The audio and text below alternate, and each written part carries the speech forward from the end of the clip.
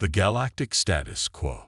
In the vast expanse of the Milky Way, countless civilizations had risen and fallen over billions of years. But for the past 10 millennia, one empire had reigned supreme, the Zarkan Dominion. Their rule stretched across thousands of star systems, enforced by technology so advanced it seemed like magic to most. The Zarkan were a species of tall, slender beings with iridescent skin and forearms.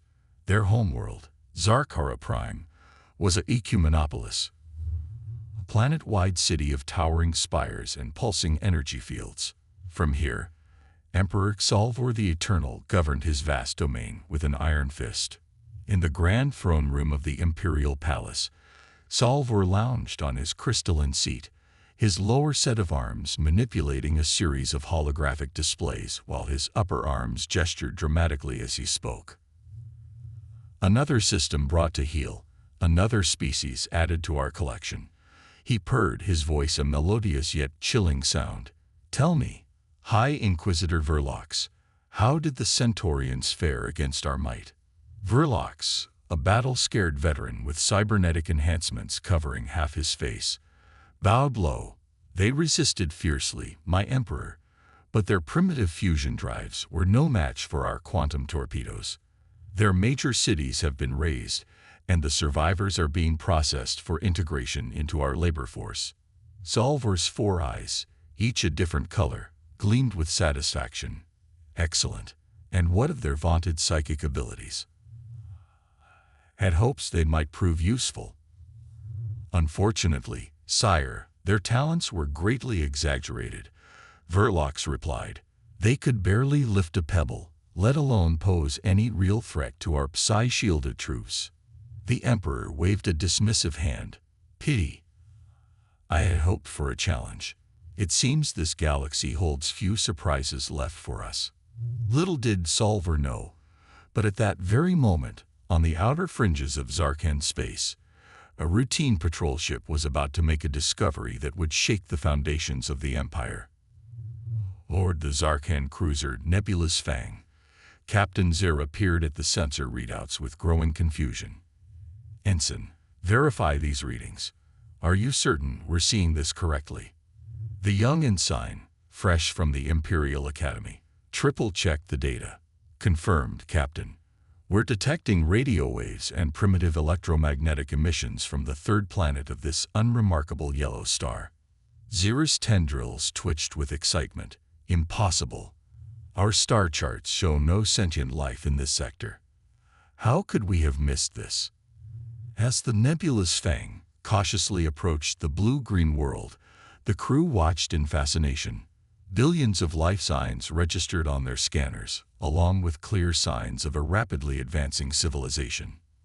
By the Emperor's crown, Zera whispered, we've stumbled upon a pre-FTL species on the verge of interstellar travel. This changes everything. Back on Zarkara Prime, Emperor Xalvor received the report from the Nebulous Fang with a mixture of disbelief and glee. A new species, untouched by the Dominion, ripe for conquest. It was an opportunity too good to pass up. Prepare the fleet, he commanded Verlox. We shall grace these humans with our presence. Let us see if they can provide the entertainment I've been craving. As the Zarkan war machine geared up for its newest conquest, the people of Earth went about their daily lives, blissfully unaware of the storm gathering on the cosmic horizon. In New York City, Dr. Samantha Chen, a brilliant astrophysicist, pored over data from the new Deep Space Radio Telescope array. Something in the readings caught her eye, a series of regular pulses that couldn't be natural in origin. Hey, Mike, she called to her colleague. Come take a look at this. I think we might have just detected an alien signal. Dr. Michael Okonkwo hurried over, his eyes widening as he saw the data. My God, Sam. If this is real, it could change everything. Samantha finished, her voice barely above a whisper.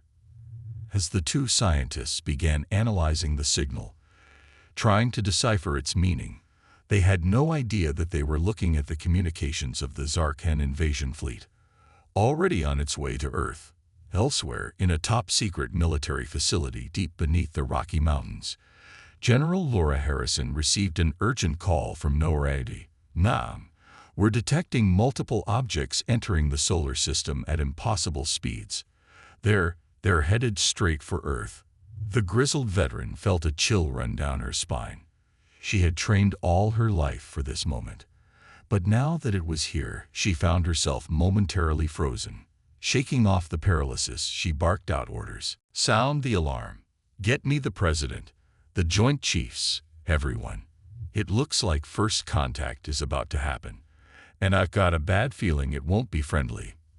As militaries around the world scrambled to high alert and governments tried to keep a lid on the panic, the Zarkhan fleet entered Earth orbit. Massive ships, each the size of a small city, cast shadows over the world's major population centers. Emperor Xalvor's face appeared on screens worldwide, his alien features causing gasps and screams. "People of Earth," he intoned, his words somehow translated into every human language simultaneously. "Your primitive world now belongs to the Zarkhan Dominion. Resist, and you will be annihilated. Submit, and you may yet serve a purpose in our glorious empire." In that moment, as 7 billion humans grappled with the reality of alien life and the threat of imminent conquest, the fate of Earth hung in the balance. Would humanity buckle under the overwhelming might of the Zarkhan, or would they find the strength to stand against the cosmic invaders? The stage was set for a conflict that would determine not just the future of Earth, but the destiny of the entire galaxy. The Zarkhan Empire was about to learn a harsh lesson. Sometimes, the most dangerous adversary is the one you never saw coming. Earth's rude awakening. The skies over Earth's major cities darkened as the Zarkhan ships loomed overhead. Panic gripped the planet as humanity faced its first extraterrestrial threat. In the hours following Emperor Xalvor's ultimatum, chaos reigned.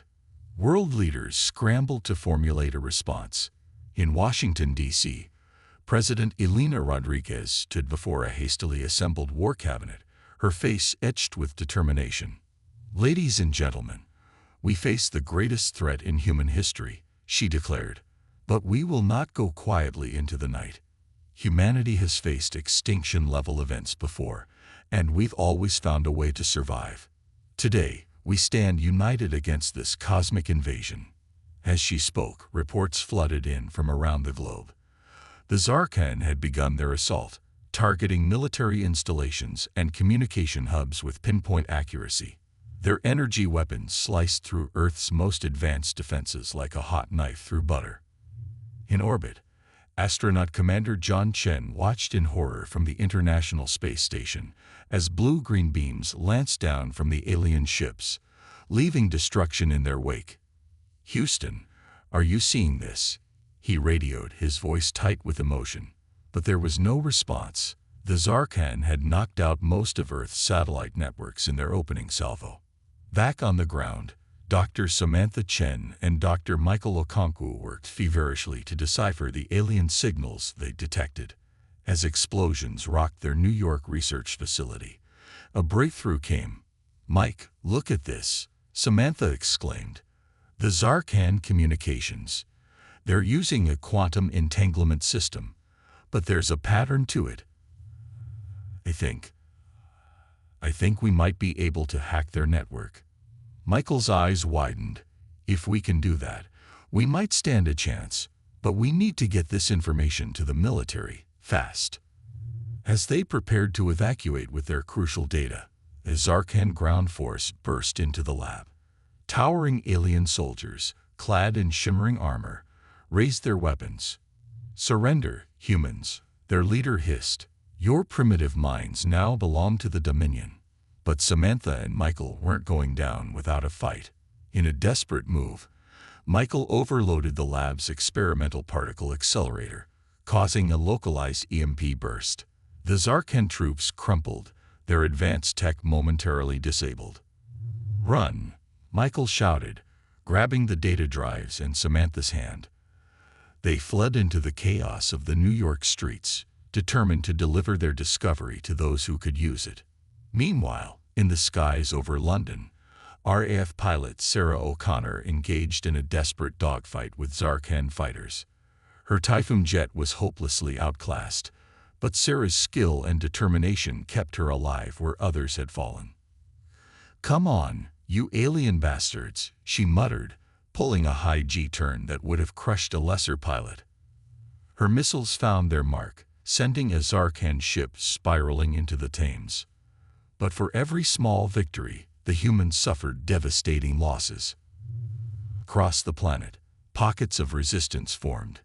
In the favelas of Rio de Janeiro, street gangs put aside their differences to mount guerrilla attacks on Zarkhan patrols. In the mountains of Afghanistan, hardened fighters who had resisted empires for centuries now turned their skills against an otherworldly foe. But it wasn't enough. The Zarkhan's technological superiority was overwhelming. City after city fell, and millions were herded into processing camps for integration into the Dominion's labor force. Emperor Xalvor watched the conquest with growing frustration. These humans were proving more resilient than anticipated. In the Imperial command ship, he turned to High Inquisitor Verlox. "Why is this taking so long?" he snarled. "These primitives should have been crushed by now." Verlox bowed low. "My apologies, Eternal One. The humans are surprisingly adaptable. But fear not, victory is assured. We have located their leaders and are preparing a strike to decapitate their resistance." Deep beneath the Rocky Mountains, in the last secure command center, General Laura Harrison received the news she'd been dreading. The Zarkhan had found them.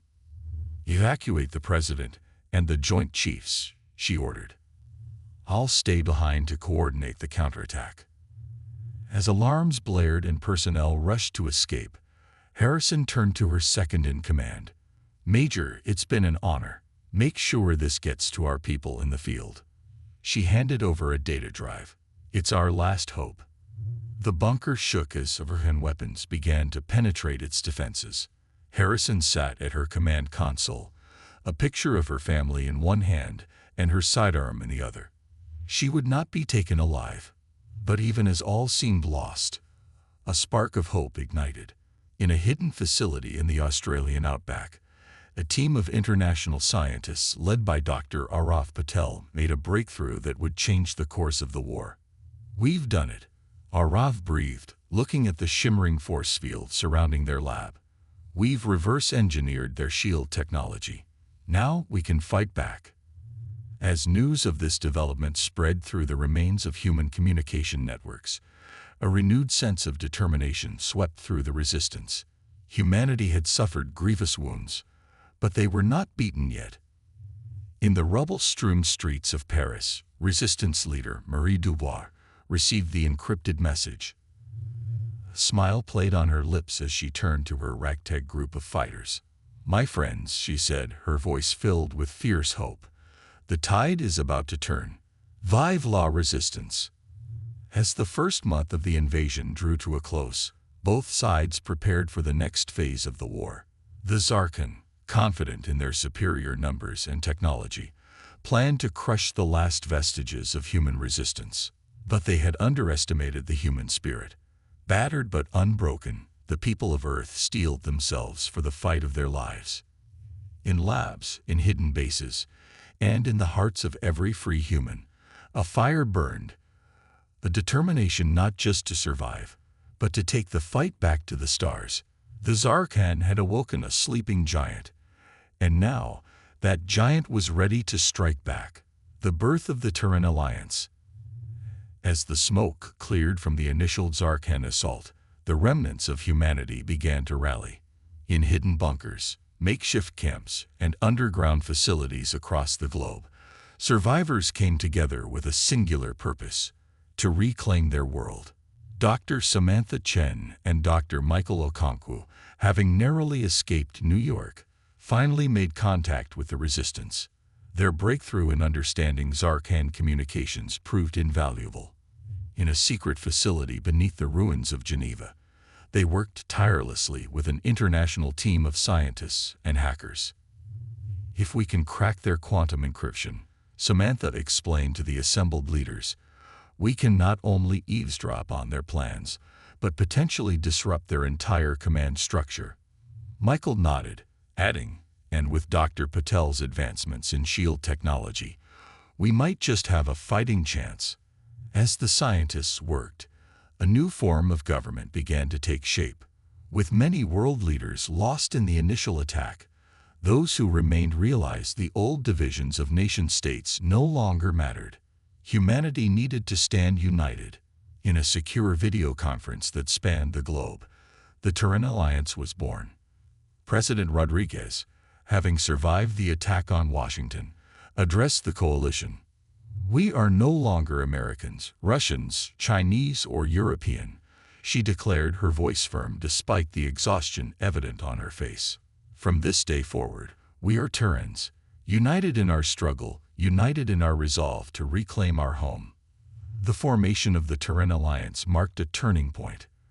Resources were pooled, information shared freely, and a coordinated global strategy began to form. The first order of business, taking back their skies. In hidden hangars and underground factories, engineers worked around the clock to retrofit Earth's remaining aircraft with the reverse-engineered shield technology. Fighter pilots from every nation trained together, learning to combat the alien threat. Sarah O'Connor, the RAF ace who had distinguished herself in the early days of the war, now found herself leading a multinational squadron. As she briefed her pilots, a diverse group of the best humanity had to offer, she felt a surge of pride. "All right, Earth Force," she said, using the new moniker for the combined human military. "Today we take the fight to them. Remember your training. Watch each other's backs, and let's show these Zarkhan bastards what Terrans are made of." The counter-offensive began at dawn. As Zarkhan ships hovered over Earth's cities, confident in their dominance, they were taken by surprise. Squadrons of shielded fighters rose from hidden bases, engaging the alien craft with newfound ferocity.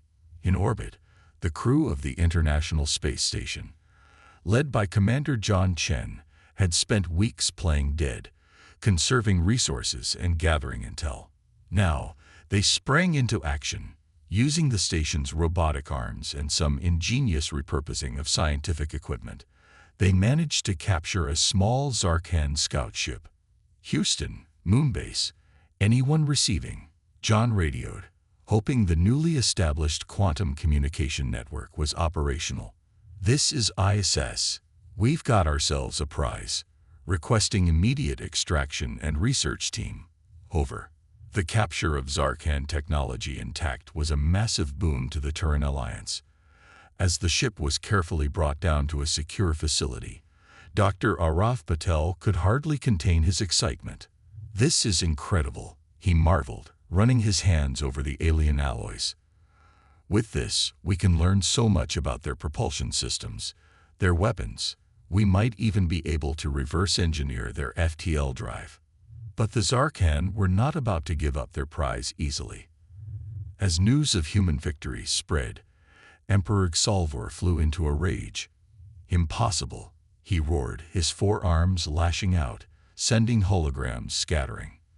"How are these primitives doing this?" "Verlox, explain yourself." The High Inquisitor, his cybernetic eye whirring as it analyzed data, replied cautiously, "It appears, Eternal One, that we may have underestimated the humans' capacity for adaptation. They've shown an alarming ability to understand and replicate our technology." Xalvor's eyes narrowed. "Then we shall simply have to remind them of their place.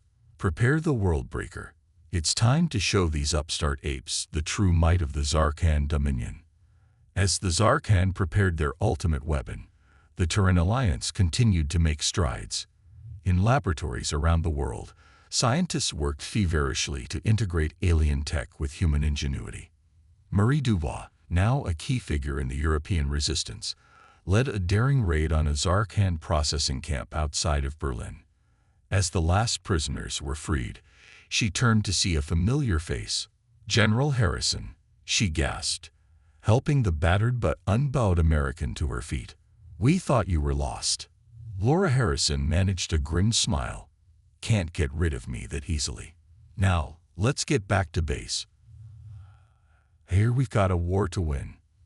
The return of key military leaders, the success of the airborne counteroffensive, and the capture of Zarkhan Tech all served to boost morale. For the first time since the invasion began, humanity dared to hope. But even as the Terran Alliance celebrated these victories, a shadow loomed. In the depths of space, a massive Zarkhan vessel, larger than any seen before, began its ominous approach to Earth. The Worldbreaker had arrived, and with it, the promise of destruction on a scale humanity had never witnessed. As sensors detected its approach, a chill ran through the Terran High Command. President Rodriguez, her face grim, addressed the Alliance leaders. "We've come too far to falter now. Whatever this thing is, we face it together. For Earth, for humanity, we will prevail." As the massive ship entered the solar system, both sides prepared for a battle that would determine the fate not just of Earth, but of the galaxy itself. The Terran Alliance, born in fire and united in defiance, steeled itself for its greatest challenge yet. The next phase of the war was about to begin, and the stakes couldn't be higher.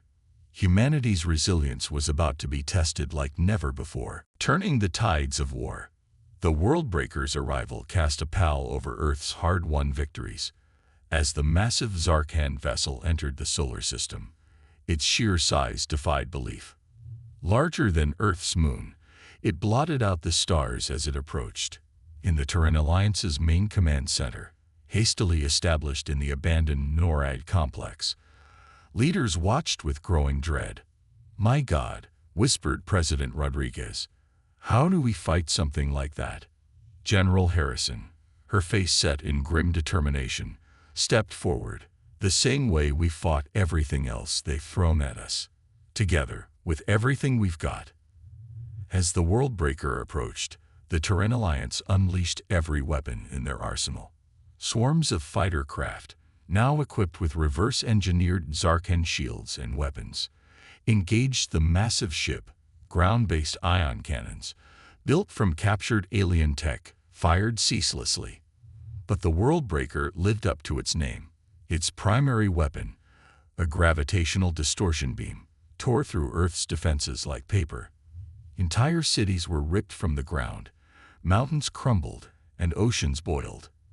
In orbit, Commander John Chen led a desperate mission.